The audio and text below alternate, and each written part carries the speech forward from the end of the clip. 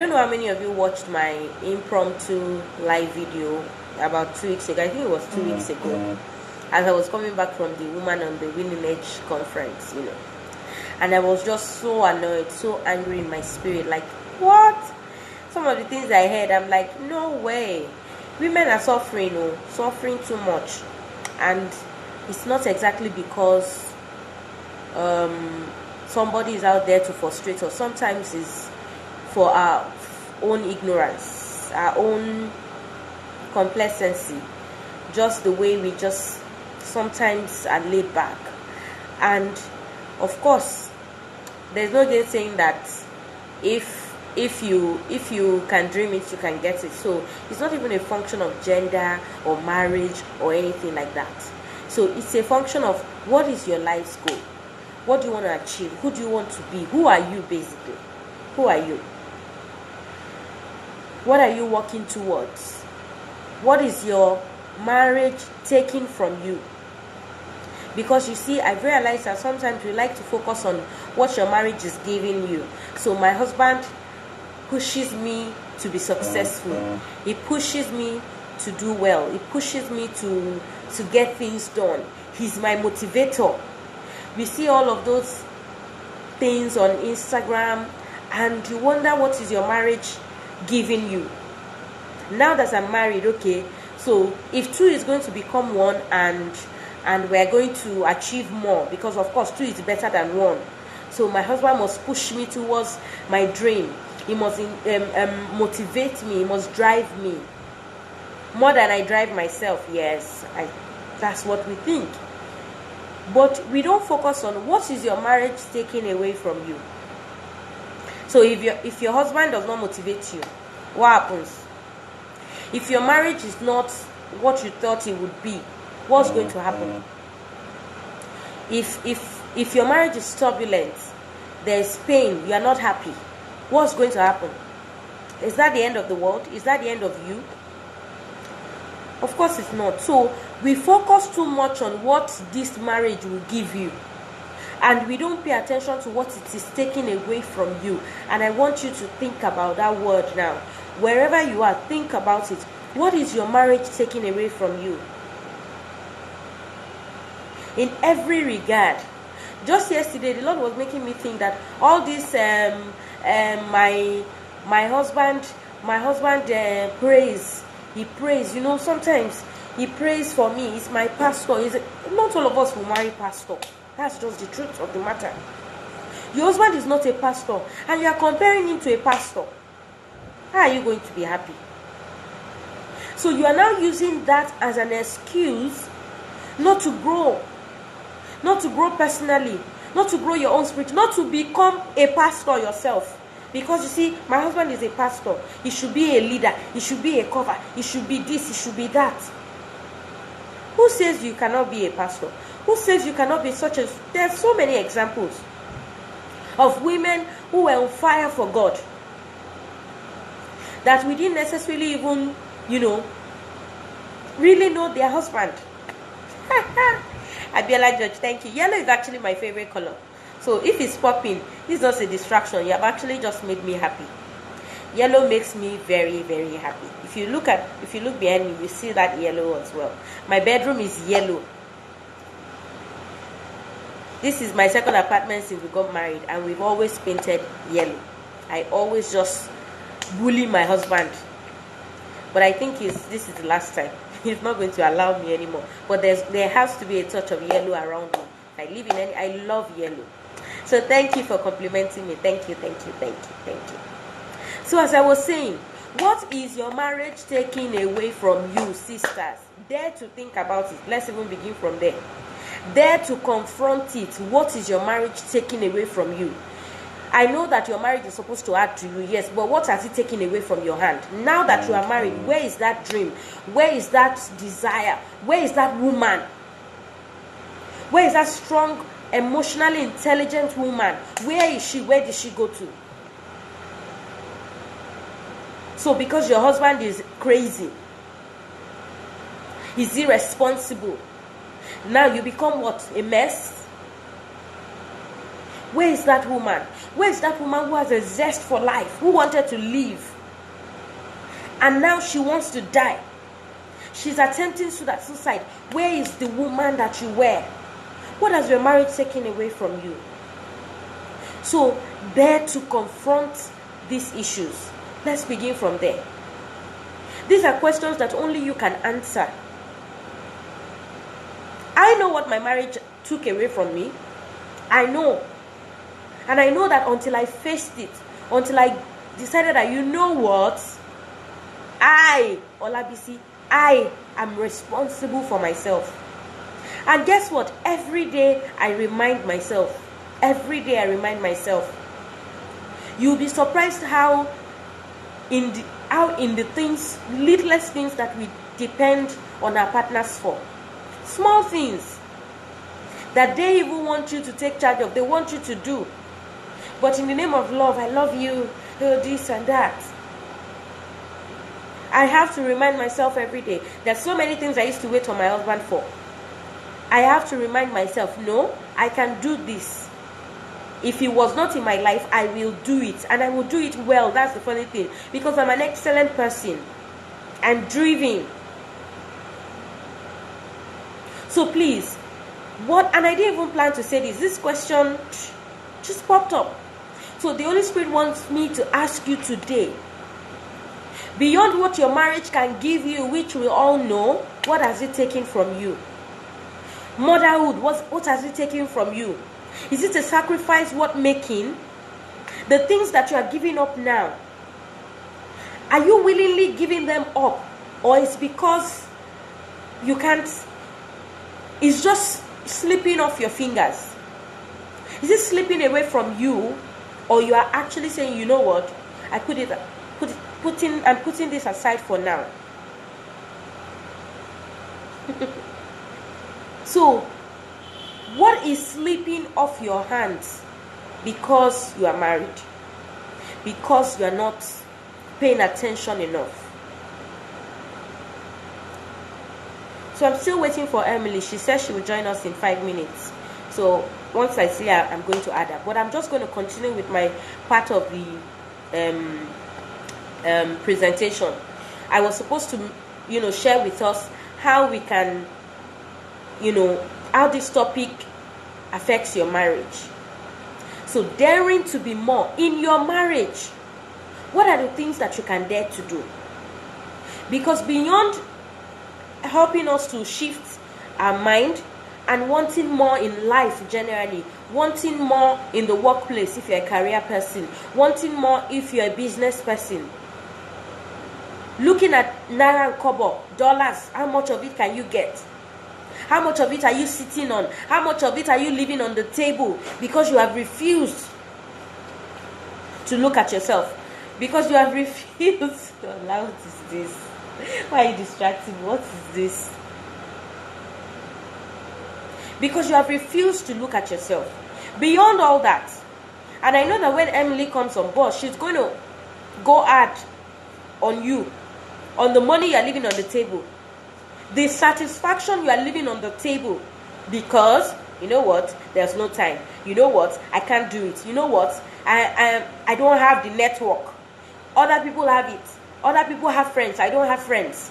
Other people have leverage. I don't have leverage. They have parents. They have supportive spouses. I don't have.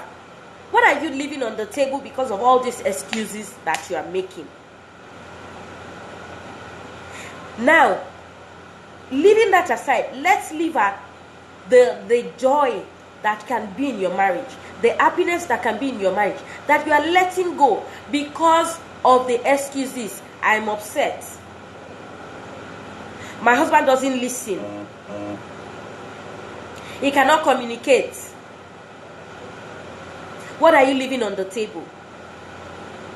Because you see, you also have to dare to be more, even in your marriage, emotionally. So the first thing I want to tell you is dare to set a high target for your marriage. Want nothing else. See, for me, every other thing, it's not my business. So the only thing that is my business is that this marriage must work. Peace, joy, bliss, everything that is good is mine in this marriage. I don't care about anything. The only thing that I care about is the standard that I've set. And that standard drives me every day. It is that standard that makes me think, okay, this thing I want to say now, where is it going to lead me to? Will it work? Will it not work? What's it going to do? Because you see, I'm focused on something. I'm focused on something. I'm focused on happiness. I want to be happy in this marriage. I don't want to be sad. So whatever it takes. Failure is not an option. An average marriage is not it's not even in the picture. It's not for me. So as much as it takes me to forgive small offenses, to develop myself in such a way that I can let go, to stop holding on to things and behaving as if, there's nothing more to me,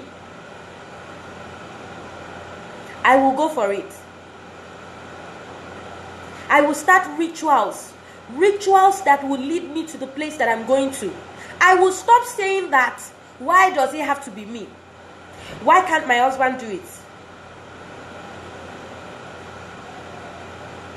I'm going to stop saying it. So why is it not the man? I'm going to stop saying that because there's a place I'm going. So no excuse. Set the target. And I'm always really happy to talk to new brides because you see, they seem to have an advantage that some of us don't have. They don't have years of pain, years of cheating, years of things that have piled up, unmet expectation, dissatisfaction, all those things. They don't have it. So as a new bride, whether you're married 1 year, 2 years, 3 years, it doesn't matter. You can start it today. Set an expectation. Anything you do, let this expectation guide it, that your marriage will work. If you know that your marriage will work, when your husband does something silly or something to upset you or to annoy you, you are not going to look at it in the big scheme of things as per ending your marriage. It's just going to be one thing that you need to take off. It's not going to define the existence of that marriage. So this man is this, he doesn't do it. It is just an ordeal that we must pass. It's a test that we must overcome. It's something that he has done now that we need to correct if need be, or maybe let go. So please, first things, dare to set a high target. A happy marriage is not something, it's not a cliche, trust me. It is something that you can achieve. It is something that God wants you to have. And He has put within you everything that you need to have it. Please, Emily is ready. But I cannot leave this live chat. I know I see her messages coming in my DM telling me that she's ready. Can somebody please send a DM to just join and request to be added? If I leave this screen now and go into my DM, I think this live chat will end.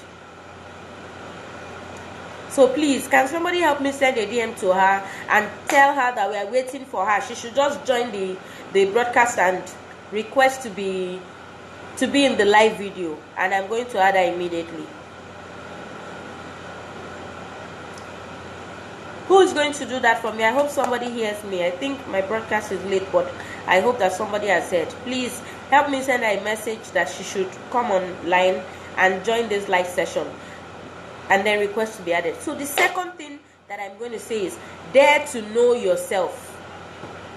Some of us, you don't even know you. You don't know why you behave the way you behave. Why do you cry? You don't know. You just cry. If you don't know why you cry, how are you going to stop crying?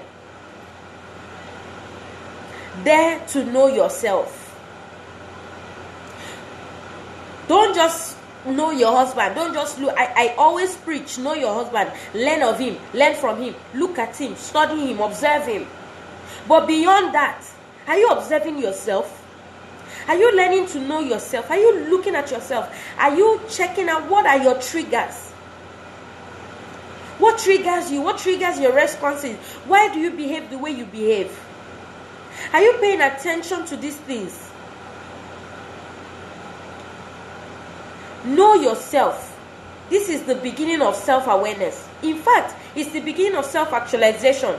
If you are going to be anything and do anything, you must know yourself.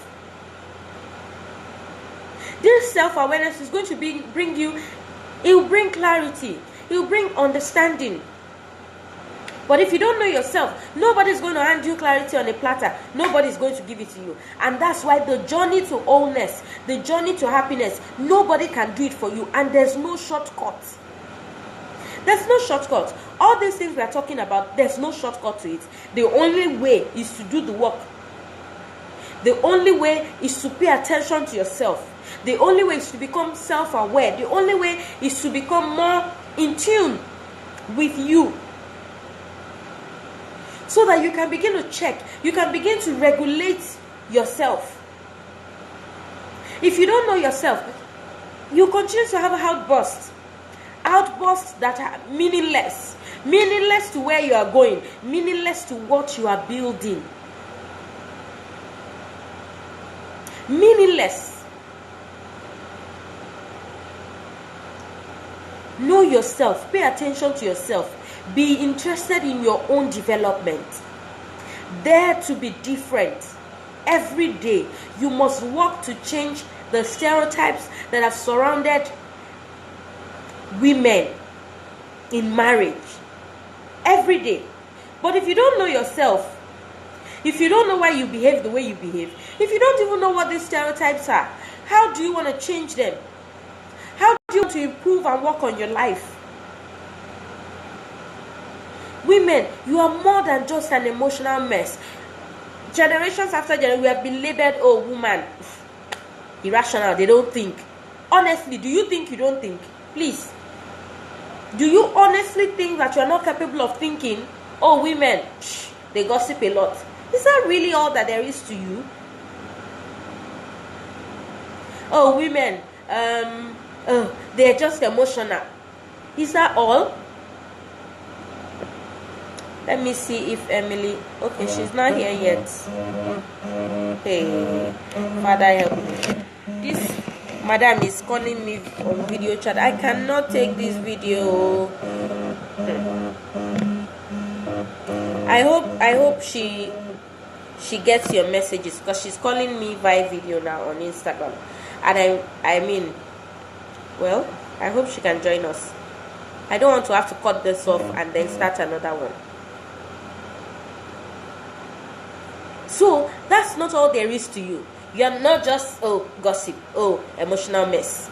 That's not what you are. You are not just that crybaby, the one who cannot think. Once they start talking like this, she's crying.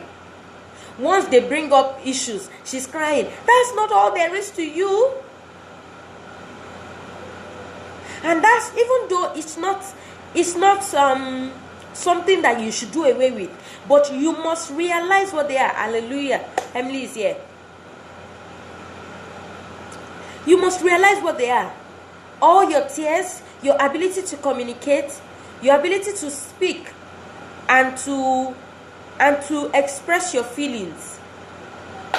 They are strengths, not weaknesses. So welcome, Emily. I'm going to add you now. Please request to join this broadcast so that we can hear from you. I cannot wait to hear from you. We have missed you. We have missed you. Welcome, welcome, welcome, Emily. Please request to join us. Request to be added to the live broadcast, I think, or something like that. Let me see if I can make you. Oh no. Oh sugar. So Emily, it's saying unable to join. I hope you can request. I hope we are not going to have the same trouble we had last week. What do we do now? Emily, are you still here? Please let's know. Type what's going on. Let's hear you. Are you having problems joining or requesting to be added? Let's know. We're all so happy to have you. Everybody has been waiting for you. So I'm just going to go on so that I don't waste your time, you know. um Once you join, I think you are going to see a okay. So Emily, leave the chat, just leave the video, immediately you join again. There's going to be a pop-up on your screen that will say request to join live video, request to join Secret Place Wives live video. So once you see that, just click on the OK or something, or request, and then I will get here that says that you have requested, so that I can, approve it, and then you can be on board. Have you gone out and have you logged off and come back? So leave the chat, just go back, leave, and then join us again. So immediately you join, you see a pop-up request form or dialog box or something like that. Yeah. So please, we are praying that this works.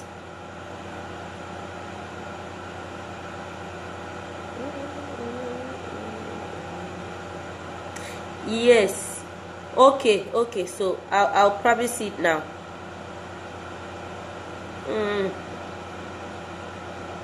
I can't see it just yet.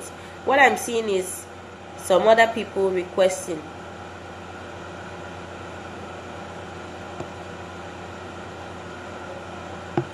Oh no. You know what, Emily? I think you should leave and join after 2 minutes. I think that if you leave and join immediately, it's not going to bring the box. So if you leave, wait like 2 minutes and then join, then it will automatically refresh, so it assumes that you are joining afresh, because that happens to me. If I leave a video and join immediately, so it just continues as if I was never gone. So join, leave the video and then join after. Make sure you wait for like 2 minutes. You should see it, and in case you don't see it, scroll up or down, scroll down. It may have gone up or something like that. So I hope she's able to join us. I hope she's able to join us. So let's give her 2 minutes to join us. But as I was saying, you are more than all the cry that you do. The funny thing is, for me, it took me a long time to stop crying, because I'm not a crybaby. In fact, before I married my husband, people used to think that you are just a cold woman. You are just cold. You don't have any emotions. You don't tell people how you feel. Nobody can tell how you feel.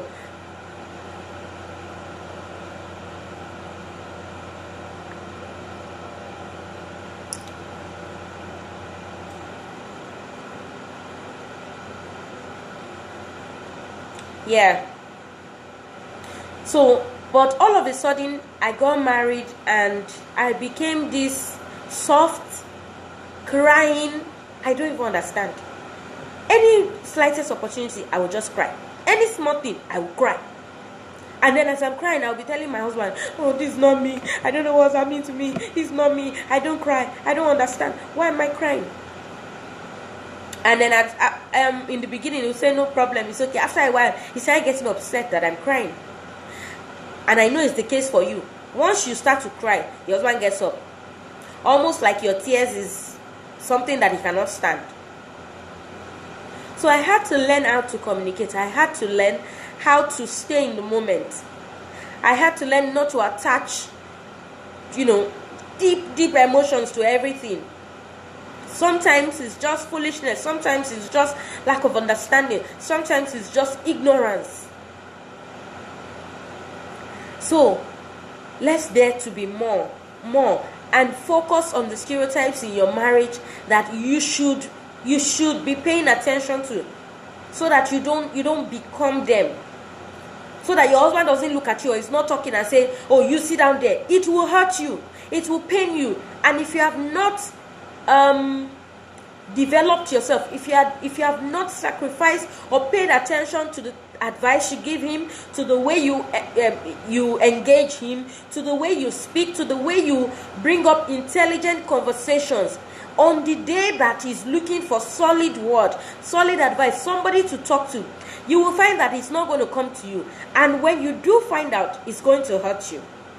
This is why you cannot leave these things to chances. It's going to come right back to bite you in the bum bum. So, know yourself, set a target for your marriage, and work on you. Stand out. Be different. Everything that you are. Your emotions, your empathy. The things that actually make you you. The things that make you different from a man. They are not weaknesses. They are strengths. They are not things that should be like, oh, bleh, oh, you look at that, oh, she's just crying. Even your tears, they're not, it's not a weakness, it is a strength. These days when I do cry, I cry. Maybe I drop a tear and I tell my husband why I'm crying. I'm crying because this is how I feel. This is how this thing affects me. I'm crying and I'm bringing understanding to my feelings. I'm not just crying and shedding tears and be like, oh. No. If I find myself crying now, sometimes it may even be tears that I've not planned for. Maybe something that we are just talking about and is counting on me not to cry. And I cry. And I'm like, oh, you know what? Don't pay attention to these things. Sometimes I'm able to bring a deeper dimension because of my tears. He's able to see how much he has hurt me because of my tears. But I'm not just crying. I'm crying, but I know why I'm crying, and I'm able to put into words exactly how I feel. So it's not just crying and not being able to express myself. Because that tears is information. So, please, we are more than this emotional mess that we have been labeled to be. People who cannot put it together, who can't hold it together, who cannot, everything about you, all the things that make you you, your intuitiveness, even your ability to know that this friendship that your husband has, there's going to be more to it, even though there's not more to it now, is a strength and shouldn't be seen as a weakness. Do not do it so much that your husband begins to see it as a weakness. Don't go and be checking your husband's phone so much that it becomes snooping. Sometimes, and this is pure honesty, sometimes your intuitiveness will lead you to information that you should know. But if you abuse it, you will lose access. You have your husband's password. You guys don't lock your phone, but you are always on his phone. You have even cloned his WhatsApp on your own phone. As he's receiving his messages on his WhatsApp, they are landing in your phone. If you abuse it, you are going to lose the access. And if you have access and your husband does not know you have access, if you abuse it, he's going to find out. There's no way he's not going to find out. Trust that you will know. See, you have this gift, and it's called intuitiveness. You can tell if there's a relationship that is going to go more than just friends. If there's a woman that is just trying to be unnecessarily close to your husband, you can already tell where it's going to. But what do you do? How do you display this gift as a strength and not a weakness? How do you make sure that you speak to your husband in a way that he hears you and not just sees you as somebody who is insecure or jealous or just, running after things that are not, happening? So, please, pay attention to these stereotypes and see that you are beating it. Pay attention to your strengths and present them as strength, not as weakness. We have said this. Your feelings is a strength. Your emotions is strength. Your empathy is strength. Your ability to love unconditionally and to love with all your heart is not a weakness. It is a strength. So, dare to design and redesign yourself. I used to cry. Now I don't cry. If I cry, I express why I'm crying. Sometimes I cry, even I know it's not necessary. So I say, please, ignore these tears. They're just falling down because I want to stay on the matter. I want to stay on the issue, and my tears is going to be like a detour. So you can say, oh, you are crying, now why are you crying? You can, okay, sorry, or you can walk away, or you can say, but you started this, why are you not crying? Anything can happen, and I have to now start explaining why I'm crying, or that, can't I cry? And then I'm like, can't I cry again? Can't I cry? Can't I cry? No. Know why you are crying. Pay attention to your tears and tell it exactly what it is they are telling you. And when you do cry unnecessarily, wipe your tears and carry on with the conversation. You can do it. You are more than an emotional mess that you have labeled yourself to be, or that you have been labeled by society, or that your husband has labeled you to be. You are more than that. Wipe your tears and sit at the table. Have the conversation. So, dare to project a confident attitude. We don't know what's happening to Emily. It's like she's not going to join us today. Anyway, me, I have plenty of things to talk about. So, before you know it, 1 hour is up. I have not even finished. You people know I can talk very well. I can talk plenty. But I really want her to be here. What do we do? Ouch. It's paining me. So, the next thing, dare to project a confident attitude. Do your thing, woman. Your existence is not hinged on your husband. It's not the alpha and the omega of your life. Whether you see him or you don't see him, do you. Even at home, as you are in the house together, do you. Do you. Let him see you doing you. Sometimes, when he's not talking to you, go and sit beside him. Just be in each other's presence and do your thing. Do your thing. What's there? It's not every time you will be talking in the house. It's not every time you people will be gisting. What is very important, the most important thing, which you must not compromise on, is connection. So when you are doing you, don't stay disconnected. But you don't have to be in his face. You don't have to be, sometimes you don't even have to be in his presence. So if he's sitting down, he's doing something, seems as if he's not paying you attention, okay, get busy. Get busy. Is it that you don't have anything to do than to be looking at him that, okay, so I'm here. Is it that I don't exist? Is it that I'm not important? I'm not important enough for him to talk to me? Stop it. Stop it. In fact, if you do you, he's likely the one to come and say, what are you doing there? You're even ignoring me. I'm not ignoring you. I'm right beside you. So please, if he's sitting here, pressing his phone, sit beside him, press your phone. I always say this all the time. Don't let social media come between you. Enjoy it with him.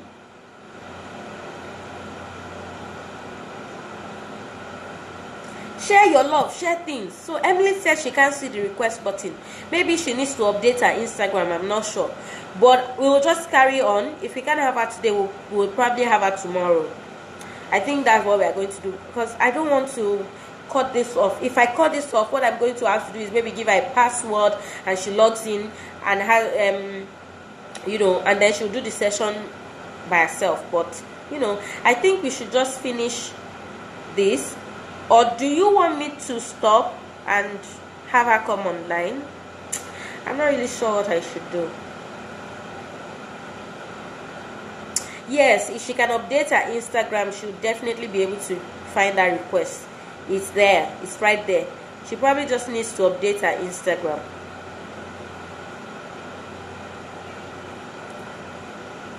Yes. Yes, thank you, Abiola. Yes, please, if you can reach her, please help me tell her to update, So as I was saying, if you are going to have a confident attitude, you cannot hold your husband by the neck like this. It's impossible. So I find that 3 other people have joined the request and Emily is not there. Oh no. Oh, she's not there. No, she's not there. She's not here yet. So, dare to project a confident attitude. Now, it seems as if I'm saying dare to. You're like, are these things really big deal? Dare to. Should I be daring? Yeah, so You must tell yourself that, yes, I'm a confident woman, and that's what I'm going to project. So, do your thing. Your existence is not hinged on your man's ability to make you happy or sad. Your existence is not hinged on your husband's ability to make you happy or sad. This is why it cannot be an excuse for you not to be your best self. You see, the counter effect is that if you are not your best self, you are not likely going to get your husband's respect and attention. That's the funny thing about this thing.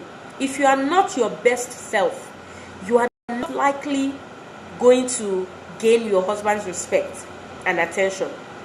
So why would you let the ability to be your best self be based on what he does and what he doesn't do? Why? Think about it. Now, I really feel like saying word. Deep, man. I hope you guys are saying it's like this thing that Axe Dams does. Funny, to Joshua, funny. Word. Deep, man. Go.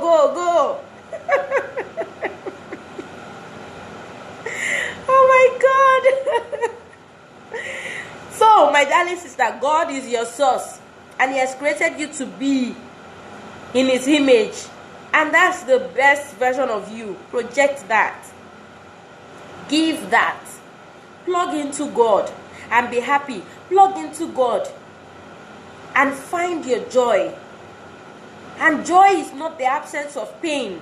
It's just the presence of life, regardless. Presence of joy. A cheerful face, regardless. You show up. Show up still. And that's the thing that's going to happen in your marriage as well.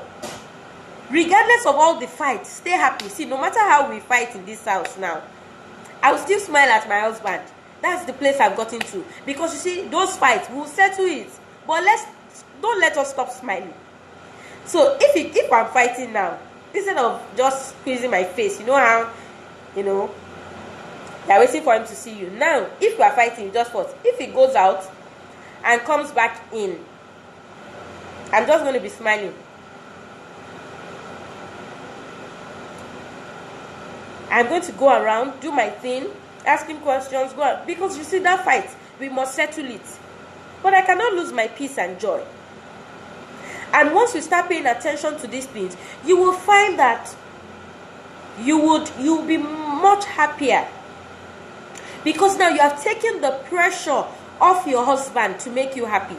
You have taken the pressure off him to put you in a good mood all the time. You have even taken the pressure off him to be in a good mood. So when he's coming on, he's thinking, if I don't talk now, she will think that I'm fighting with her. So he can be sad in peace. If he's upset about something, he can be upset in peace. And then you can get the opportunity to support, to love, to help him. Somebody is asking, how do I be my best self? Emily, I don't know what to do. I think that we would just, have your session tomorrow. And then I would send you the password, and you would just log in at your time, maybe at 8 p.m. as well, and then you take the session. I think that's the best we can do now. So, but, meanwhile, we're just going to finish this session and then we would, or if you can, today, we might still do it today. So I'll just run through what I have here, and then once it's maybe 9 o'clock, you can start your session.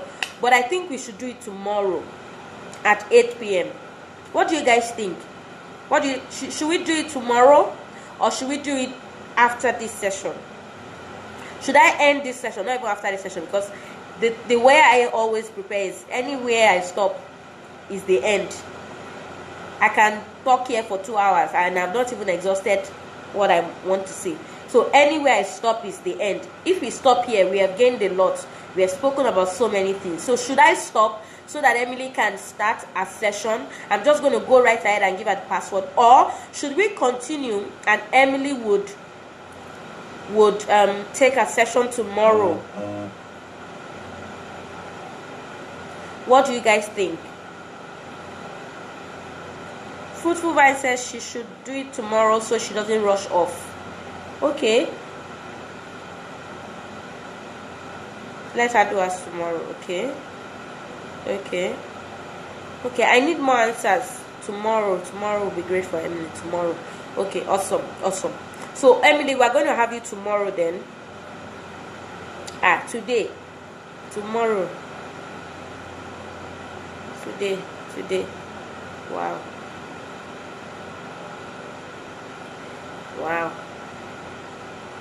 Okay, I think we have more tomorrow than today.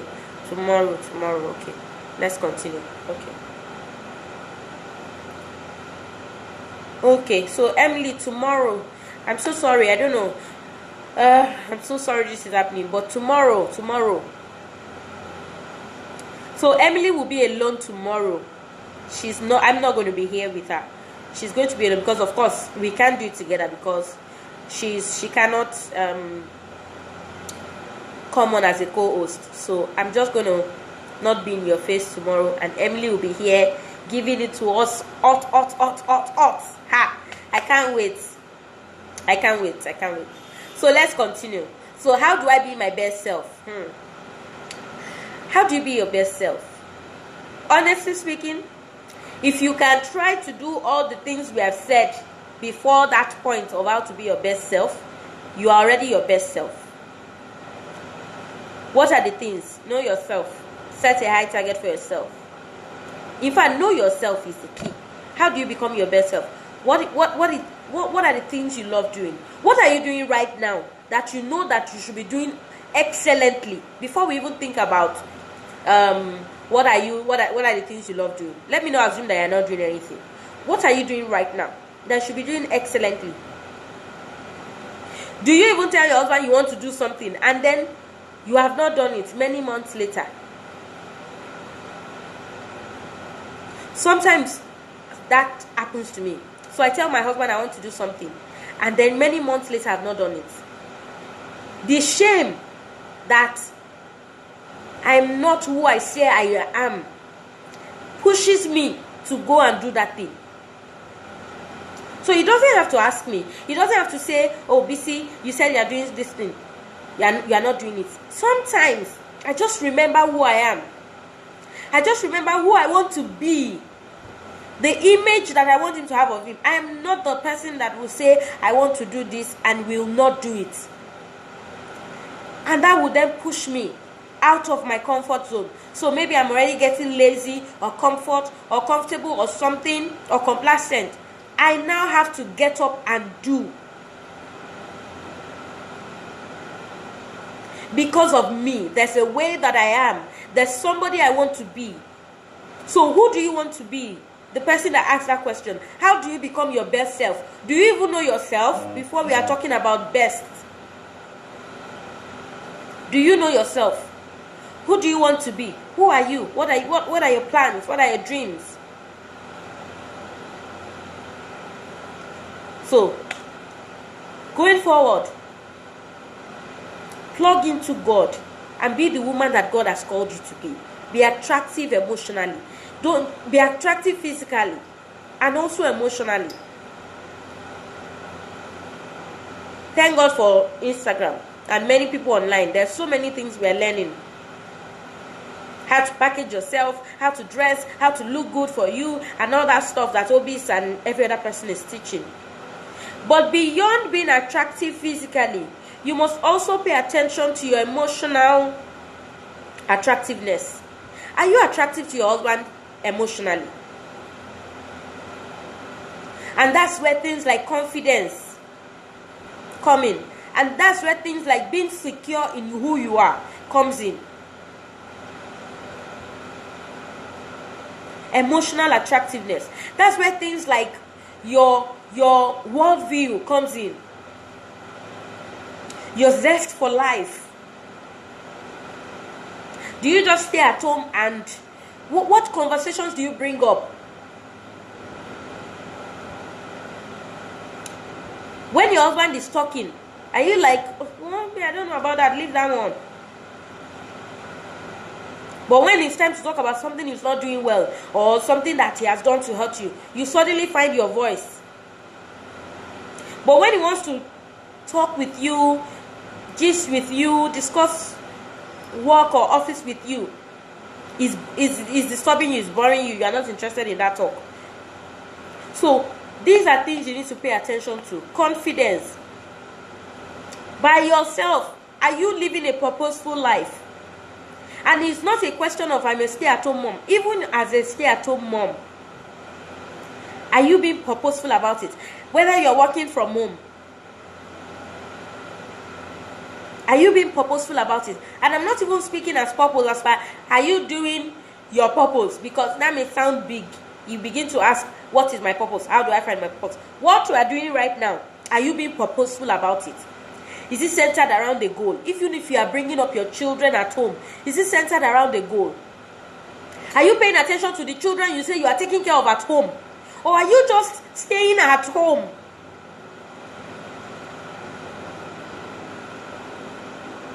So the things that you see you are doing, how purposeful are you about them? So are you paying attention to your development? These are things that a man would find sexy every other day. And that is why men, till the end of days, will continue to be attracted to strong women. Even though they cannot undo them, they will continue to be attracted. And that's why your husband will continue to compare you to that woman he's looking at on Instagram, who is talking to people, who is holding the microphone, who is on the newspaper.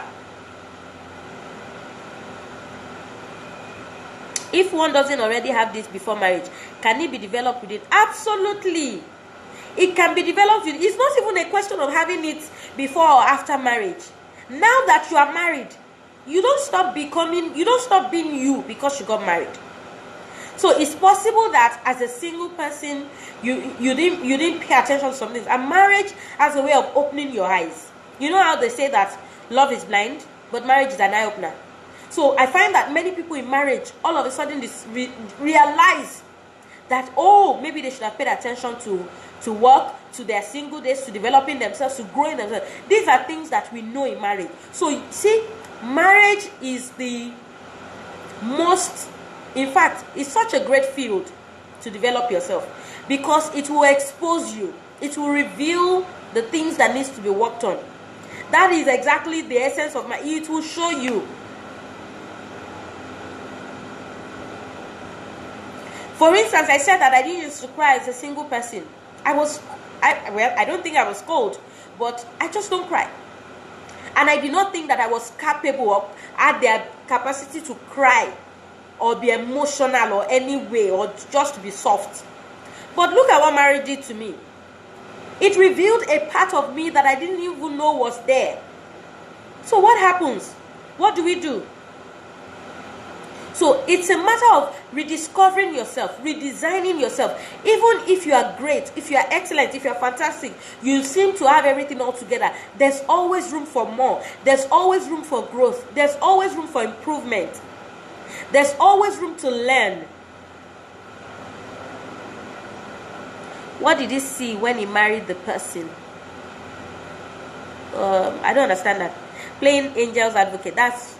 Thank you. That's fantastic, ma. We appreciate you. But I'm not sure I get that question. What did he see when he married the person? I'm not sure I get it. So, sis, beyond being physically attractive, you have to be attractive emotionally, intellectually.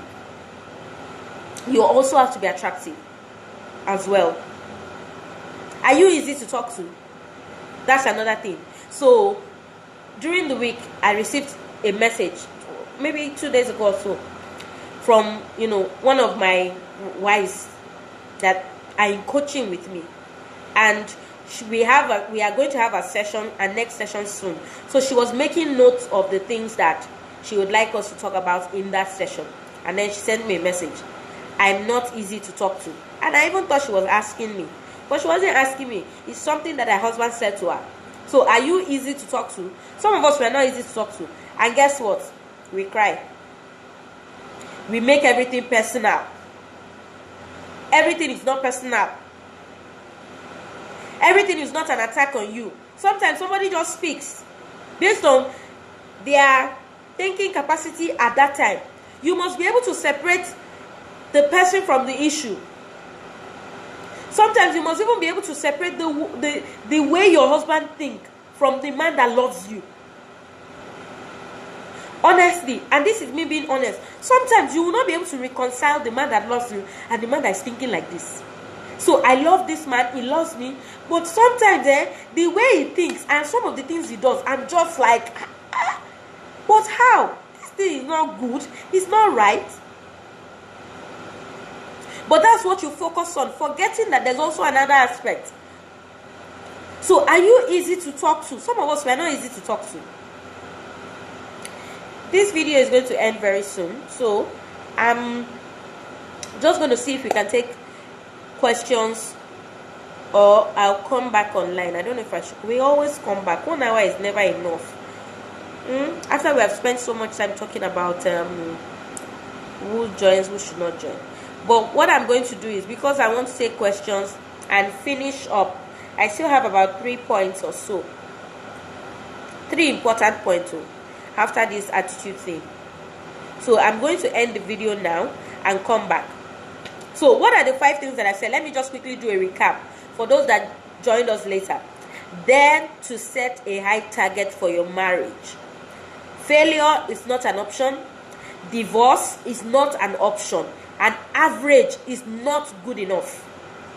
An average marriage is not good enough. Set the target high. Don't be ashamed to set it. Don't be afraid to set it. Set the target high.